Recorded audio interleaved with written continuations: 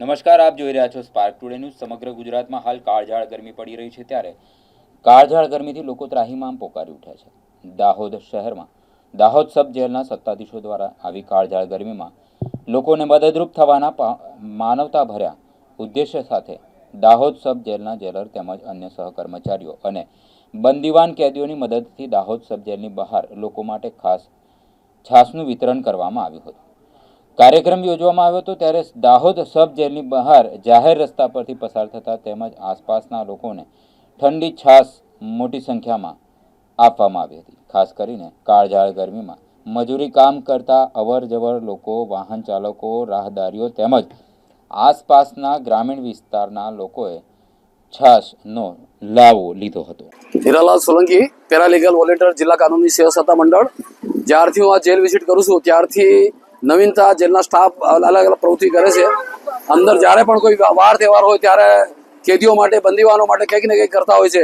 આજે આ ગરમીના, પ્રચંડ ગરમીના લીધે જે ગમારા સાહેબે આ ભીડું ઝડપ્યું છે આપણા સ્ટાફે, તે સરાહનીય છે। અને છાસ વિતરણ આખા ગામને જે રોડ પર જતા હોય એ રાહદારીઓ આનો લાભ લઈ રહ્યા છે, જે ખૂબ પ્રશંસનીય કાર્ય છે। હાલમાં ગરમીના દિવસ હોય અને ગરમી એને પરાકાષ્ઠાએ હોય, આજ રોજ દાહોદ સબ જેલના શ્રી જેલર શ્રી ગમારા સાહેબ અને સ્ટાફ પરિવાર તરફથી જાહેર જનતા માટે સ્ટાફનું વિતરણ કરવામાં આવેલું અને એ સેવામાં અમને પણ જોડવામાં આવ્યા હતા। આ સેવા કરીને મને બહુ ખુશી થઈ છે કે અમને છાસ વિતરણમાં જેલ પરિવાર તરફથી જોતરવામાં આવ્યા છે। મારું નામ રાધેશ્યામ શાહ છે। હું આજીવન કેદની સજા ભોગવી રહ્યો છું। દાહોદ સબ જેલના જે અધિકારી છે તે જે કાળઝાળ ગરમીમાં જે કામ કરે છે, બહુ અભિપ્રાય કામ છે, તે સારું છે। એમ અમે પણ આજે 12-12:30 વાગ્યાના ટાઈમમાં પીએ છીએ।